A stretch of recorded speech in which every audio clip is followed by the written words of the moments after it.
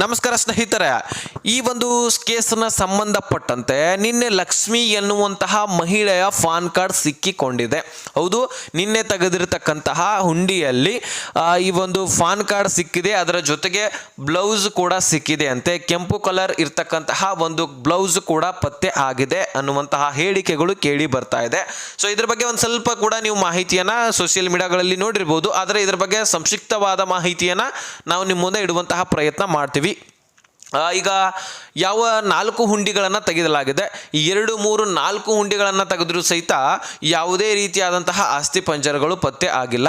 So ಹೀಗಾಗಿ ಎಲ್ಲರೂ ಕೂಡ ನಿರಾಶೆ ಆಗಿರುವಂಥದ್ದು. ಸೊ ಅಲ್ಲಿರ್ತಕ್ಕಂತಹ ಸಾರ್ವಜನಿಕರಾಗಿರಲಿ, SIT ತಂಡ ಆಗಿರಲಿ, ದೂರುದಾರ ಆಗಿರಲಿ, ಸೊ ಇಲ್ಲಿ ನಿರಾಶೆಯನ್ನು ಉಂಟಾಗಿದೆ. ಆದರೆ ಇಲ್ಲಿ ಸಾರ್ವಜನಿಕರಿಂದಾಗಿರಲಿ ಅಥವಾ ದೂರುದಾರನಿಂದ ಬಹಳ ಒಂದು ಸ್ಪಷ್ಟನೆ ಬರ್ತಾ ಇರುವಂಥದ್ದು ಏನಪ್ಪಾ ಅಂದರೆ 8 ಹುಂಡಿಗಳವರೆಗೂ ಕೂಡ ಸಿಗುವಂಥದ್ದು ಡೌಟು. ಆದರೆ 11, 9, 10, 11, 12 ಈ ಒಂದು ಹುಂಡಿಗಳಲ್ಲಿ ಈ ಒಂದು ಅವಶೇಷಗಳಾಗಿರಲಿ, ಅಸ್ಥಿಪಂಜರಗಳಾಗಲಿ ಸಿಗುವಂತಹ ಸಾಧ್ಯತೆ ಹೆಚ್ಚಾಗಿದೆ ಅಂತಕ್ಕಂತಹ ಹೇಳಿಕೆಗಳು ಕೇಳಿ ಬರ್ತಾ ಇದೆ. ಯಾಕಂದರೆ ಈ 8 ಹುಂಡಿಗಳು ಸೊ ಈ ಒಂದು ನೇತ್ರಾವತಿ ನದಿ ಏನಿದೆಯಲ್ಲ ಅದರ ಪಕ್ಕದಲ್ಲಿ ಇರ್ತಕ್ಕಂತಹ ಸ್ಥಳಗಳಂತೆ. ಹಾಗಾಗಿ ಅಲ್ಲಿ ಪ್ರವಾಹ ಬಂದೋಗಿತ್ತು. ಹಾಗಾಗಿ 20 ವರ್ಷಗಳ ನಂತರ ಬಂದು ನಾವು ಇದೇ ಒಂದು ಜಾಗದಲ್ಲಿ ಮುಚ್ಚಿದೀವಿ ಅಂತ ಹೇಳ್ಬಿಟ್ಟು ಕಂಡು ಹಿಡಿಲಿಕ್ಕೆ ಸಾಧ್ಯವಾಗೋದಿಲ್ಲ. 20 ವರ್ಷ ಬಿಡಿ, ಬರೀ 5 ವರ್ಷದ ನಂತರವೇ ನಾವು ಬಂದು ಜಾಗವನ್ನು ನೋಡಿದ್ರೆ ಸೊ ಎಷ್ಟೊಂದು ಬೆಳವಣಿಗೆ ಆಗಿರುತ್ತೆ, ಡೆವಲಪ್ಮೆಂಟ್ ಆಗಿರುತ್ತೆ ಅಥವಾ ಬದಲಾವಣೆ ಆಗಿರುತ್ತೆ. ಸೊ ಗಿಡ ಮರಗಳು ಬೆಳೆದಿರ್ತವೆ. ಅಂಥದ್ರಲ್ಲಿ ಅದು ದಟ್ಟವಾದ ಅರಣ್ಯ ಪ್ರದೇಶ. ಸೊ ಅಂಥದ್ರಲ್ಲಿ ನಾವು ಹುಡುಕಾಡಲಿಕ್ಕೆ ಸಾಧ್ಯವಾಗತ್ತಾ? ಇದು ಬಹುತೇಕ ಡೌಟು. ಸೊ ಏನೇನು ಬದಲಾವಣೆ ಆಗುತ್ತೆ, ಏನು ಬೆಳವಣಿಗೆ ಆಗುತ್ತೆ ಅದನ್ನು ಕಾಯ್ದು ನೋಡಬೇಕಾಗಿದೆ. ಆದರೆ ಸದ್ಯಕ್ಕೆ ಸಿಕ್ಕಿರ್ತಕ್ಕಂತಹ ಎವಿಡೆನ್ಸ್ ಏನಪ್ಪಾ ಅಂದರೆ ಮುಖ್ಯವಾಗಿ ಪಾನ್ ಕಾರ್ಡ್ ಒಂದು ಸಿಕ್ಕಿದೆ, ಬ್ಲೌಸ್ ಕೂಡ ಪತ್ತೆ ಆಗಿದೆ. ಇದಕ್ಕೆ SIT ತಂಡ ತನಿಖೆಗೆ ಒಳಪಡಿಸಿದೆ. ಸೊ ಹಾಗಾದರೆ ಇದರ ಬಗ್ಗೆ ಒಂದು ಮಾತು ಹೇಳಿಕೆಗಳು ಕೇಳಿ ಬರ್ತಾ ಇದೆ. 2009ರಲ್ಲಿ ಧರ್ಮಸ್ಥಳ ಲಾಡ್ಜ್ನಲ್ಲಿ ಲಕ್ಷ್ಮಿ ಎನ್ನುವಂತಹ ಮಹಿಳೆ ಕಾಣೆ ಆಗಿದ್ರಂತೆ. ಹೌದು, ಇದು UDR ಕೂಡ ದಾಖಲೆ ಆಗಿದೆ ಅಂತೆ. ಆ ಒಂದು ಲಾಡ್ಜ್ನಲ್ಲಿ UDR ಕೂಡ ದಾಖಲೆ ಆಗಿದೆ ಅಂತೆ. ಸೊ ಹಾಗಾಗಿ 2009ರಲ್ಲಿ ಈ ಒಂದು ಧರ್ಮಸ್ಥಳ ಲಾಡ್ಜ್ನಲ್ಲಿ ಮಹಿಳೆ ಒಂದು ಕಾಣೆ ಆಗಿರ್ತಕ್ಕಂಥದ್ದು ಅವರದೇ ಈ ಒಂದು ಪಾನ್ ಕಾರ್ಡ್ ಅನ್ನುವಂತಹ ಹೇಳಿಕೆಗಳು ಕೇಳಿ ಬರ್ತಾ ಇದೆ.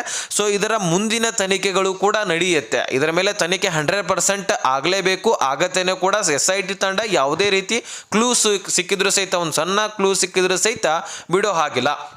ಇದರ ನಡುವೆ ಇನ್ನೊಂದು ಬೆಳವಣಿಗೆ ಏನಪ್ಪಾ ಅಂದರೆ ಇವತ್ತಿನ ದಿನದಲ್ಲಿ ಯಾವುದೇ ರೀತಿಯಾದಂತಹ ಅವಶೇಷಗಳು ಸಿಕ್ಕಿಲ್ಲ, ಅಸ್ಥಿಪಂಜರಗಳು ಸಿಕ್ಕಿಲ್ಲ.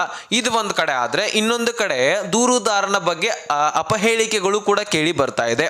ಹೌದು, ಈ ದೂರುದಾರ ಏನು ಮಾಡ್ತಾ ಇದ್ದಾನೆ, ಇದು ಸುಳ್ಳು ಸುದ್ದಿಯನ್ನು ಹಬ್ಬಿಸಿ ಬಿಟ್ಟಿದ್ದಾನೆ. ಹೆಸರು ಗಿಟ್ಟಿಸ್ಲಿಕ್ಕೆ ತಾನಾಗಿನೇ ಈ ರೀತಿ ನಾನೇ ಮುಚ್ಚಾಕಿದ್ದೀನಿ, ಸೊ ಈ ರೀತಿ ಪ್ರಕರಣಗಳು ನಡೆದಿದ್ವು, ಅದನ್ನೆಲ್ಲವೂ ಕೂಡ ನಾನೇ 100 ಶವಗಳನ್ನು ಮುಚ್ಚಾಕಿದ್ದೀನಿ ಅಂತಕ್ಕಂತಹ ಹೇಳಿಕೆಗಳು ಕೇಳಿ ಬರ್ತಾ ಇದ್ದಾವೆ.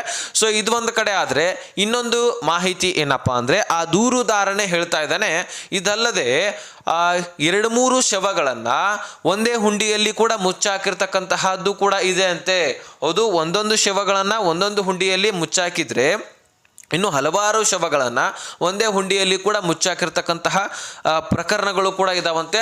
ಹಾಗಾಗಿ ಇದರಲ್ಲಿ ಏನಾದರೂ ಒಂದು ಕ್ಲೂ ಸಿಕ್ಕಿದ್ರು ಸಹಿತ SIT ತಂಡ ಇದರ ಬಗ್ಗೆ ನಂಬಿಕೆಯನ್ನು ಕೊಟ್ಟೇ ಕೊಡುತ್ತೆ. ಸೊ ಈಗಾಗಲೇ 4 ಹುಂಡಿಗಳನ್ನು ತೆಗೆದ್ರು ಸಹಿತ ಯಾವುದೇ ನಂಬಿಕೆ ಉಂಟಾಗಿಲ್ಲ. ಅಲ್ಲಿ ಅಗೀತಾ ಇದ್ದಾರೆ, ಆದರೆ ಯಾವುದೇ ರೀತಿಯ ಅವಶೇಷಗಳು ಸಿಗ್ತಾ ಇಲ್ಲ. ದೂರುದಾರನಿಗೆ ಎಷ್ಟು ಸ್ಯಾಟಿಸ್ಫ್ಯಾಕ್ಷನ್ ಆಗುತ್ತೋ ಅಲ್ಲಿವರೆಗೂ ಕೂಡ ಅಗಿದು ನೋಡ್ತಾ ಇದ್ದಾರೆ. ಸೊ ಮಿನಿ JCB ಕೂಡ ನಿನ್ನೆ ತರಿಸಿದ್ರು, ನಿಮಗೆ ಗೊತ್ತಿದೆ. ಡಾಗ್ ಸ್ಕ್ವಾಡ್ ಕೂಡ ಬಂದಿದೆ, ನಿನ್ನೆನೇ ಬಂದಿದೆ, ಇವತ್ತು ಕೂಡ ಬಂದಿರುವಂಥದ್ದು. ಸೊ ಅದರ ಬಗ್ಗೆ ಎಲ್ಲವೂ ಕೂಡ ಡಾಗ್ ಸ್ಕ್ವಾಡ್ ಕೂಡ ತರಿಸಬೇಕಾಗತ್ತೆ. ಯಾಕಂದರೆ ಏನಾದರೂ ಅವಶೇಷಗಳು ಸಿಕ್ಕಿದ್ರೆ ಅದರ ಬಗ್ಗೆ ಅದು ಒಂದು ಸ್ವಲ್ಪ ಏನಾದರೂ ಕ್ಲೂ ಕಂಡು ಹಿಡಿಬೋದು. ಹಾಗಾಗಿ ಅವುಗಳು ಕೂಡ ಬೇಕಾಗತ್ತೆ. ಇದ್ರ ಬಗ್ಗೆ ತನಿಖೆ ಮುಂದುವರೆದಿದೆ. ಸದ್ಯದ ಮಟ್ಟಿಗೆ ಯಾವುದೇ ರೀತಿಯಾದಂತಹ ಇಲ್ಲಿ ಶವಗಳು ಪತ್ತೆ ಆಗಿಲ್ಲ. ಆದರೆ ಇಲ್ಲಿ ದೂರುದಾರನ ಬಗ್ಗೆ ಅಪಹೇಳಿಕೆ ಕೂಡ ಬಂದಿವೆ. ಈ ಕಡೆ ಭೀಮನ ಪರವಾಗಿನೂ ಕೂಡ ಮಾತನಾಡುವಂತಹ ಸಾರ್ವಜನಿಕರು ಕೂಡ ಇದೆ. ಅಂದರೆ ಪರ ವಿರೋಧಗಳು ಸ್ಟಾರ್ಟ್ ಆಗಿದ್ದಾವೆ. ಹಾಗಾಗಿ ಇಲ್ಲಿ ನಾವು ಒಂದು ವಿಷಯ ಗಮನದಲ್ಲಿ ಇಟ್ಕೊಳ್ಬೇಕು. ಇಲ್ಲಿ ಒಂದು ವೇಳೆ ನ್ಯಾಯದ ಪರವಾಗಿ ನಾವು ಹೋರಾಡಬೇಕಂದ್ರೆ ಸದ್ಯದಕ್ಕೆ ಭೀಮನ ಪರವಾಗಿ ಹೋರಾಡಬೇಕಾಗತ್ತೆ. ಯಾಕಂದರೆ ಅವನು ಇಷ್ಟೊಂದು ಶವಗಳನ್ನು ಮುಚ್ಚಾಕಿನಿ ಅಂತ ಹೇಳ ಬಳಿಕ ಸುಳ್ಳು ಮಾಹಿತಿ ಅಂತೂ ಕೊಟ್ಟಿರೋದಿಲ್ಲ. ಅಲ್ಲಿ ಒಂದಲ್ಲ ಒಂದು ಏನಾದರೂ ಇದ್ದೇ ಇರುತ್ತೆ. ಬಹಳ ಕಾನ್ಫಿಡೆನ್ಸ್ಲಿ ಹೇಳ್ತಾ ಇರ್ತಾನೆ. ಸೊ ಇಷ್ಟೊಂದು ದೊಡ್ಡ ಮಟ್ಟಿಗೆ ತನಿಖೆ ಆಗ್ತಾ ಇದೆ ಅಂದ್ರೆ ಬಳಿಕ ನಾವು ತನಿಖೆಗೆ ತಲೆಬಾಗಬೇಕು. ಆ ತನಿಖೆ ಆಗೋದಾಗ್ಲಿ ನಂತರ ಏನು ಅದರಿಂದ ಕಾನೂನು ಕ್ರಮ ಕೈಗೊಳ್ಳಲಾಗ್ತದೆ, ಅದು ಏನು ಸಾಕ್ಷಿ ಹೊರಬರುತ್ತೆ ಅದನ್ನು ನಾವು ಕಾಯ್ದು ನೋಡಬೇಕಾಗತ್ತೆ. ಅದು ಸಾಕ್ಷಿ ಹೊರಬರದೆ ಅಥವಾ ಆ ಸಾಕ್ಷಿ ಸಿಗದೇ ಇರುವಂತಹ ಕಾರಣಕ್ಕಾಗಿ ನಾವು ಏನೋ ಮಾತಾಡೋದು ತಪ್ಪಾಗತ್ತೆ. ಸೊ ಮೊದಲು ತನಿಖೆ ನಡೀಲಿ, ಆ ತನಿಖೆಗೆ ತಲೆಬಾಗಬೇಕು. ಮೊದಲು ತನಿಖೆ ನಡೆದ ತಕ್ಷಣ SIT ಟೀಮ್ ಅಂತೂ ಆ ದೂರುದಾರ ಎಷ್ಟು ಹೇಳ್ತಾನೋ ಅಷ್ಟು ಅಗೆಯುವಂಥ, ಅಂದರೆ 12 ಅಡಿಯಷ್ಟು ಅಗೆಯುವಂಥದ್ದು ಅವರು ಮಾಹಿತಿಯನ್ನು ಕೊಟ್ಟಿದ್ದಾರೆ. ಅಷ್ಟು ನಾವು ಅಗಿತೀವಿ ಅಂತಕ್ಕಂಥ ಹೇಳಿಕೆಯನ್ನು ಕೊಟ್ಟಿದ್ದಾವೆ. ಅಂದರೆ ಅವ್ರಿಗೂ ಕೂಡ ಸ್ಯಾಟಿಸ್ಫ್ಯಾಕ್ಷನ್ ಆಗಬೇಕು, SIT ತಂಡಕ್ಕೂ ಕೂಡ ಸ್ಯಾಟಿಸ್ಫ್ಯಾಕ್ಷನ್ ಆಗಬೇಕು.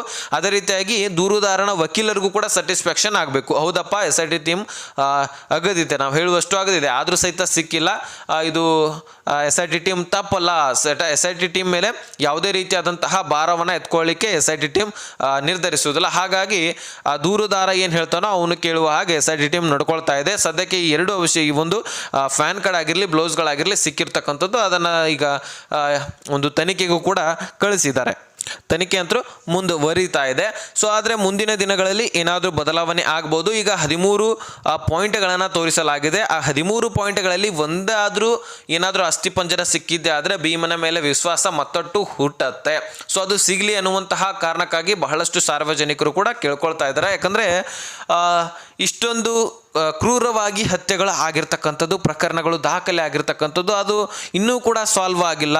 20 ವರ್ಷ ಆಯಿತು, 40 ವರ್ಷ ಆಯಿತು, ಇಷ್ಟೊಂದು ವರ್ಷಗಳಾದರೂ ಸಹಿತ ಅವುಗಳು ಇನ್ನೂ ಕೂಡ ಸಾಲ್ವ್ ಆಗಿಲ್ಲ. ಕೇಸುಗಳು ಪೆಂಡಿಂಗ್ ಉಳಿದಿದ್ದಾವೆ. ಅವೆಲ್ಲ ಕೇಸುಗಳು ಕೂಡ ಬಗೆಹರಬೇಕು. ಯಾರು ಹತ್ಯೆಗಾರ ಅನ್ನುವಂಥದ್ದನ್ನು ಹೊರಬರಬೇಕು, ಸತ್ಯ ಏನಿದೆ ಅದು ಹೊರಬರಬೇಕು ಅನ್ನುವಂಥದ್ದು ಎಲ್ಲರ ಆಶಯ ಆಗಿದೆ. ಹಾಗಾಗಿ ನಾವು ಈಗ ಸದ್ಯಕ್ಕೆ ಧರ್ಮದ ಪರವಾಗಿ ಹೋರಾಡಬೇಕಾಗಿದೆ ಮತ್ತು ನ್ಯಾಯಕ್ಕೆ ತಲೆ ಬಾಗಬೇಕು. ಅದೇ ರೀತಿಯಾಗಿ SIT ಟೀಮ್ ಬಹಳ ಸ್ಪಷ್ಟವಾಗಿ ಏನೇ ಆದರೂ ಸಹಿತ ಅದನ್ನು ಸ್ಪಷ್ಟವನ್ನು ಮಾಧ್ಯಮ ಜೊತೆಗೆ ಹಂಚ್ಕೊಳ್ತಾ ಇದೆ. ಅದೇ ರೀತಿಯಾಗಿ ಸಾರ್ವಜನಿಕವಾಗಿ ಕಾರ್ಯವನ್ನು ನಿರ್ವಹಿಸುತ್ತಾ ಇದೆ. ಸೊ ಯಾರು ದೂರದಾರ ಇದ್ದಾನೆ ಅವರಿಗೆ ಕೂಡ ಸ್ಯಾಟಿಸ್ಫ್ಯಾಕ್ಷನ್ ಆಗುವ ಹಾಗೆ ಕೆಲಸವನ್ನು ಮಾಡ್ತಾ ಇದೆ.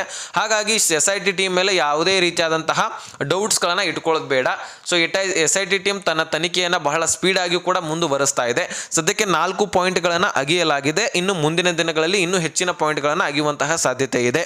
ಇನ್ನು ಅಲ್ಲಿ ಹೋಗಿ ಕ್ಯಾಮ್ರಾಗಳನ್ನು ಮುಂದೆ ಹೋಗಿ ಕ್ಲಿಯರ್ ಆಗಿ ವೀಕ್ಷಣೆ ಮಾಡಲಿಕ್ಕೆ ಆಗ್ತಾ ಇಲ್ಲ. ಯಾಕಂದರೆ ಅಲ್ಲಿ ಯಾರಿಗೂ ಕೂಡ ಒಳಗೆ ಸಾರ್ವಜನಿಕರಿಗಾಗಿರಲಿ ಮೀಡಿಯಾಗಳಾಗಿರಲಿ ಒಳಗಡೆ ಬಿಡುವಂತಹ ಅವಕಾಶ ಕೊಟ್ಟಿಲ್ಲ. ಯಾಕಂದರೆ ಯಾವುದೇ ರೀತಿ ಆದಂತಹ ಸಾಕ್ಷಿ ನಾಶ ಆಗಬಾರ್ದು. ಇನ್ನು ಅಲ್ಲಿ ಹೆಚ್ಚಿನ ಪ್ರಮಾಣದಲ್ಲಿ ದೊಡ್ಡ JCBಯನ್ನು ತೆಗೆದುಕೊಂಡು ಅಗೆಯುವಂತಹ ಕೆಲಸ ಮಾಡೋದಾಗಿದ್ದೇ ಆದರೆ ಅವಾಗಲೇ ಮಾಡ್ತಾ ಇದ್ರು. ಯಾಕಂದರೆ ಅಲ್ಲಿ ದಟ್ಟವಾದ ಅರಣ್ಯ ಪ್ರದೇಶ ಇರುವಂತಹ ಕಾರಣಕ್ಕಾಗಿ ಗಿಡ ಮರಗಳನ್ನು ಕಡಿಲಿಕ್ಕೆ ಆಗೋದಿಲ್ಲ. ಅಲ್ಲಿರ್ತಕ್ಕಂತಹ ಅರಣ್ಯ ಅಧಿಕಾರಿಗಳು ಕೂಡ ಅದಕ್ಕೆ ಅವಕಾಶ ಮಾಡಿ ಕೊಡೋದಿಲ್ಲ. ಸೊ ಸುಮ್ಮನೆ ಅರಣ್ಯ ಪ್ರದೇಶವನ್ನು ಹಾಳು ಮಾಡಲಿಕ್ಕೆ ಅವಕಾಶ ಕೊಡೋದಿಲ್ಲ. ಅಲ್ಲಿ ಮಿನಿ JCB ಹೋಗುತ್ತೆ, ಅದರ ಮುಖಾಂತರವಾಗಿ ಆ ಒಂದು ಹುಂಡಿಯನ್ನು ಅಗೆಯುವಂತಹ ಕೆಲಸ ಮಾಡ್ತಾ ಇದೆ. 3 ರಿಂದ 4 ಅಡಿಯಷ್ಟು ಮ್ಯಾನ್ ಪವರ್ ಬಳಸಿ ಅಗಿಬಹುದು. ಆದರೆ ಅದರ ಮುಂದಿನ ಕಾರ್ಯಾಚರಣೆಯನ್ನು ಈ ಮಿನಿ JCBನೇ ಮಾಡಬೇಕಾಗತ್ತೆ. ಯಾಕಂದರೆ ಅಷ್ಟೊಂದು ಅಗಿಲಿಕ್ಕೆ ಮ್ಯಾನ್ ಪವರ್ ಬಳಸಿ ಆಗೋದಿಲ್ಲ. ಹಾಗಾಗಿ ಈ ಒಂದು JCBಯನ್ನು ಬಳಸಿ ಮಿನಿ JCBಯನ್ನು ಬಳಸಿ ಅದನ್ನು ಅಗಿಯಲಾಗ್ತಾ ಇದೆ. ಸೊ ಇದಕ್ಕೂ ಕೂಡ ನಿಮಗೆ ಕ್ಲಿಯರಿಟಿಯನ್ನು ಕೊಡ್ತಾ ಇದೆ ಸರ್ಕಾರ. ಯಾಕಂದರೆ SIT ಟೀಮ್ ಕೊಟ್ಟಿದೆ. ಯಾಕಂದರೆ ದೊಡ್ಡ JCBಯನ್ನು ತಂದು ಅಗಿಬಹುದಾಗಿತ್ತಲ್ವಾ ಅಂತ ಭಾಳಷ್ಟು ಹೇಳಿಕೆಗಳು ಕೇಳಿ ಬರ್ತಾ ಇದ್ವು. ಯಾಕಂದರೆ ಅಲ್ಲಿ ದಟ್ಟವಾದ ಅರಣ್ಯ ಗುಡ್ಡುಗಾಡು ಪ್ರದೇಶ ಇರುವಂತಹ ಕಾರಣಕ್ಕಾಗಿ ಎಲ್ಲೆಲ್ಲವೂ ಕೂಡ ಹೋಗ್ಲಿಕ್ಕೆ ಸಾಧ್ಯ ಆಗೋದಿಲ್ಲ. ಹಾಗಾಗಿ ತನಿಖೆ ಬಹಳ ಸರಿಯಾದ ರೀತಿಯಲ್ಲಿ ನಡಿಬೇಕಂತ ಹೇಳ್ಬಿಟ್ಟು ಸರಿಯಾದ ನಿರ್ಧಾರವನ್ನು ತೆಗೆದುಕೊಂಡು ಸೊ ಈ ಕೇಸ್ನಲ್ಲಿ ಇನ್ನು ಯಾವುದೇ ಬೆಳವಣಿಗೆ ಆಗಿದ್ದು ಸಹಿತ ನಿಮ್ಮ ಮುಂದೆ ಇಡುವಂತಹ ಪ್ರಯತ್ನ ನಾವು ಮಾಡ್ತೀವಿ. ಅದಕ್ಕೆ ಸಬ್ಸ್ಕ್ರೈಬ್ ಮಾಡಿಕೊಂಡು ನೋಟಿಫಿಕೇಶನ್ ಆಲ್ ಅಂತ ಸೆಟ್ ಮಾಡ್ಕೊಳ್ಳಿ.